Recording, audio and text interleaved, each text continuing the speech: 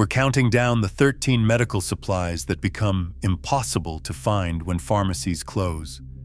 From everyday essentials you'd never expect to vanish, to the life-saving resources that hospitals hoard first. Each item on this ranked list has disappeared in real-world crises, often within hours. Backed by expert interviews and shortage data, this countdown reveals what actually runs out first, why, and how you can stay ahead. Let's begin the ranking at number 13. Digital thermometers seem like an afterthought, until a fever hits and you can't find one anywhere. During the February 2018 H3N2 flu season, retail logs showed thermometers vanished from shelves nationwide in just 72 hours. Pharmacies couldn't restock fast enough, and families were left guessing at home. The problem isn't just the device, it's the batteries. Button cells like CR2032s and simple AAAs both failed in the Texas freeze and COVID surges, stranding even well-stocked households. Most people own a single thermometer, but smart planners keep 2 per household, each with a spare battery taped right to the unit. This tiny step turns a cheap gadget into a reliable tool when triage decisions matter. The sellout pattern repeats every crisis: small, essential, and always first to disappear when everyone needs to check a fever at once. Nitrile gloves and N95 respirators disappear even faster than thermometers when a crisis hits. In March 2020, 3M's export freeze cleared shelves of genuine N95s in just 7 days. Hospitals and clinics scrambled, but the public faced a new threat: counterfeits. Homeland Security's Operation Stolen Promise seized over 11 million fake masks that spring, many with forged NIOSH certificates. Real protection means checking for NIOSH approval, no shortcuts. Nitrile gloves, not vinyl, offer the durability and chemical resistance needed when sanitation breaks down. Both gloves and masks store well for years if kept dry. During shortages, prices spike and fakes flood the market, so buying early from trusted suppliers matters more than stockpiling huge quantities. A single box of certified gloves or a few real N95s can make the difference between safe care and dangerous exposure when the supply chain snaps. Pulse oximeters became a household staple in the western United States during the August 2021 wildfire smoke crisis. As air quality plunged, demand for these fingertip devices surged. Within 36 hours, retail prices jumped from $20 to over $100. Pharmacies and online sellers were back-ordered for 3 weeks, leaving families to monitor breathing with guesswork. The reason is simple. When smoke or illness threatens oxygen levels, knowing your SpO2 number can mean the difference between staying home and heading to the emergency room. But one device isn't enough. Batteries fail and units break. Households that kept 2 oximeters and a pack of spare batteries navigated the crisis with less fear. Data from e-commerce platforms showed a 5-fold spike in sales, reflecting how quickly supply chains buckle under sudden demand. Inexpensive and compact, these monitors become priceless when the air turns dangerous. Oral rehydration salt packets are the first line of defense when stomach illnesses strike and clean water is scarce. In the Haiti cholera outbreak of 2010, ORS shelves in clinics and pharmacies vanished in less than 24 hours as families scrambled to save loved ones from dehydration. No other supply disappears faster in a gastrointestinal crisis. Unlike homemade sugar salt mixes, pre-measured packets guarantee the right balance of electrolytes every time. Precision that saves lives, especially for children. The World Health Organization confirms unopened packets remain stable for 3 years if kept cool and dry. while mixed solutions must be used within a day. Zinc, given alongside ORS, makes a measurable difference. It shortens illness and lowers the risk of death by nearly a quarter in children. Storing both ORS and zinc is a low-cost step that can mean survival when shipments stop and clinics run dry. Antiseptics are the most overlooked barrier between a minor scrape and a life-threatening infection. After the 2015 Nepal earthquake, field hospitals reported a surge in wound infections as antiseptic stocks ran out, forcing clinics to ration what little remained.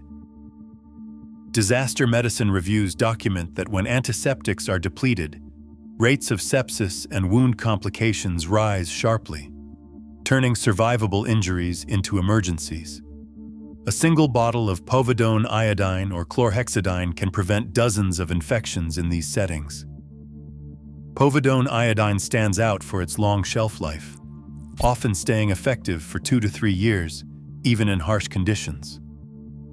Alcohol pads and chlorhexidine mixtures work quickly, but are more vulnerable to evaporation and heat, making them less reliable for long-term storage. Stocking robust antiseptics isn't just about wound care. It's the first line of defense when antibiotics may be scarce or unavailable. Sterile gauze, bandages, and medical tape form the backbone of bleeding control and wound management. Yet these vanish faster than almost any medication when disaster hits. Ridgecrest, California, in 2019 offers a clear example. After the earthquake, emergency medical services burned through 1,800 rolls of gauze in just 72 hours. Search and rescue procurement logs show that once the initial cash is gone, resupply stalls for days. Clinics and first responders report the same pattern worldwide. Every size and type, 2x2 pads, 4x4s, bulk rolls, non-stick pads, roller bandages, disappear together. Without sterile dressings, antiseptics lose their value, and even minor wounds become dangerous. Professionals recommend vacuum-sealed packs of gauze in multiple widths, stored in dry, cool locations to extend shelf life. Medical tape, paper, cloth, and waterproof should be stocked alongside, since each type serves a different purpose. A single deep cut or burn can consume an entire household's supply in one incident. Stocking up now, before shelves empty, ensures the ability to keep wounds clean and covered when help is days away. During the winter viral surge of 2022 to 2023, parents across the United States faced empty pharmacy shelves where children's acetaminophen and ibuprofen once stood. Data from pharmacy chains showed that 65% of locations ran out of pediatric fever reducers for at least 8 weeks, leaving families to drive long distances or wait days for a single bottle. The shortage hit children's liquid formulations first. Smaller production runs and higher demand meant that even large urban hospitals were forced to ration supplies. Adults weren't immune either. As children's medications vanished, adult tablets followed, with over-the-counter stocks wiped out in regions hit hardest by illness. Parent advocacy groups documented stories of children running persistent fevers while caregivers searched for alternatives. The lesson is clear. Fever reducers aren't just a comfort. They're essential for managing illness at home when clinics are overwhelmed. Stocking both children's and adult versions and rotating supplies every 6 months can prevent panic when the next wave hits. In a crisis, these basics disappear before more advanced treatments are even considered. Antibiotics are tightly regulated, but every shortage shows the same pattern. When shipments stop, even basic prescriptions become scarce. The 2023 FD. A shortage of amoxicillin suspension lasted 14 weeks, leaving parents and clinics scrambling for alternatives. Pediatric formulations are especially vulnerable. Liquid antibiotics require cold storage and have a short shelf life. So when supply chains falter, children are hit first. Pharmacies can't legally dispense extra bottles, and compounding pharmacies operating under 503B guidelines face strict limits on batch size and distribution. That means prevention becomes the frontline defense. Proper wound cleaning and early infection recognition can keep families out of the hospital when antibiotics aren't available. Medical experts recommend working with healthcare providers to secure emergency prescriptions in advance, never stockpiling illegally, but having a plan for situations when pharmacies can't fill new orders. In every crisis, sterile technique and basic wound care have saved more lives than any pill. When antibiotics run out, knowledge and preparation are the only substitutes. Albuterol inhalers and nebulizer solutions are the lifeline for millions with asthma, yet the supply chain for these medications is far more fragile than most realize. In early 2023, the shutdown of 3 Akron operating company factories wiped out half of the nation's hospital supply of nebulized albuterol almost overnight. With only one major domestic supplier left, the FDA declared an official shortage, and hospitals moved quickly to ration what little remained. Allocation memos circulated across the country, instructing pharmacies to restrict refills and prioritize the sickest patients. During this period, even large hospital systems switched patients to alternative bronchodilators and reserved albuterol for emergencies. For families, a 1-month backup supply of inhalers or nebulizer solution became the difference between routine care and a trip to the emergency room. But medication alone isn't enough.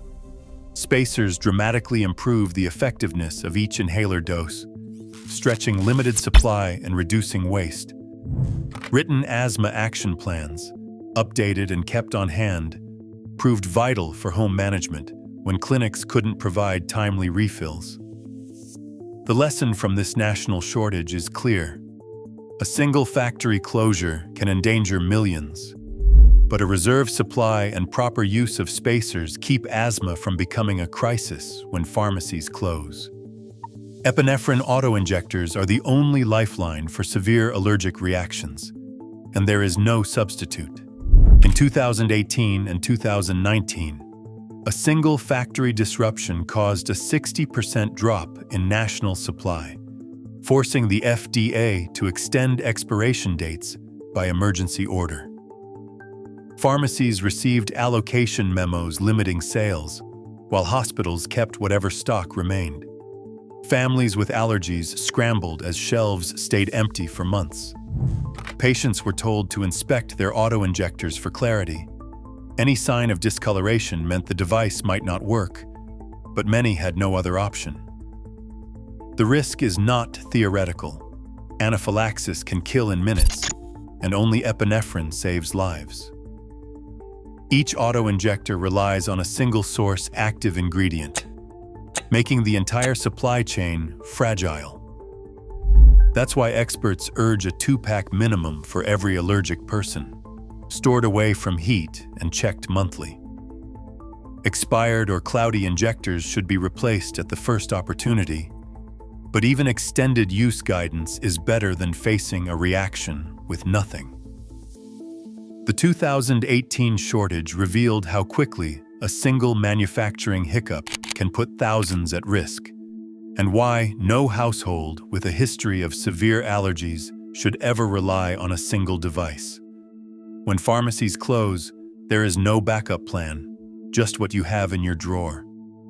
Blood sugar testing supplies vanish from pharmacy shelves faster than almost any other daily use item when supply chains falter.